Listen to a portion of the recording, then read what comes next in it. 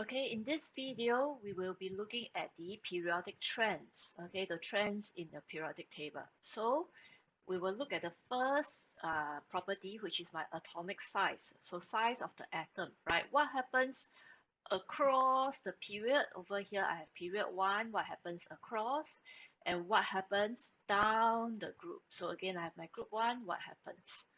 Okay, so the number of protons in the nucleus increases. So my lithium, there's 3, proton number 3, 4, 5, and so on. So the number of proton increases. However, the number of shells remain the same, right? So this one is in period 2. So they all have 2 shells, right? So the shells remain the same.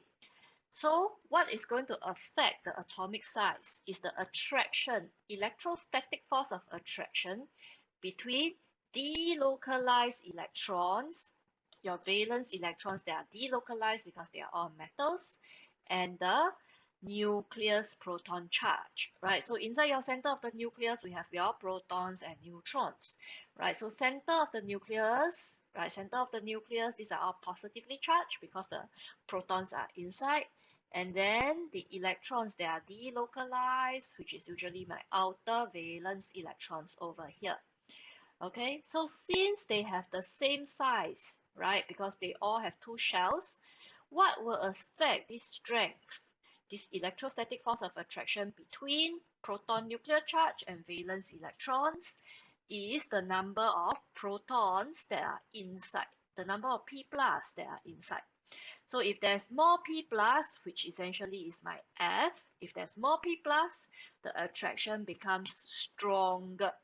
Okay, stronger attraction, they will pull the shells closer, and therefore my atomic size will decrease. Okay, so this one is the biggest across period 2.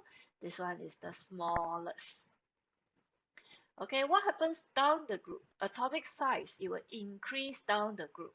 Okay, down the group, what happens? The number of shell increases. As we see, your group 1, right, we have my lithium, sodium, potassium, 2 shell, 3 shell, 4 shells. Okay, so number of shell increases. This lead to larger atomic radius as the nucleus, as the electrons are further away. Okay, so let's look at this graph over here. This graph typically shows you the trend. Okay, so the important things we have to identify is over here. My lithium, sodium, potassium. Again, this is down the group. The radius increases. Okay, going up. Right, and across the period, which is my lithium, barium, and all that, all the way until fluorine over here, you can see that the radius decreases down the group. Okay, so when you see graphs like that, let's recognize where is the group, right, and where is the period.